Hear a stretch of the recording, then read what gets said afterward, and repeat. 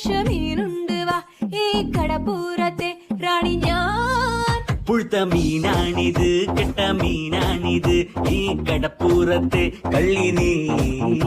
എട കള്ളി നിന്റെ കെട്ടിയോളടി വാങ്ങും നിന്റെ മറ്റോൾ എന്റെ വായിന്ന് കേക്കും തെറി.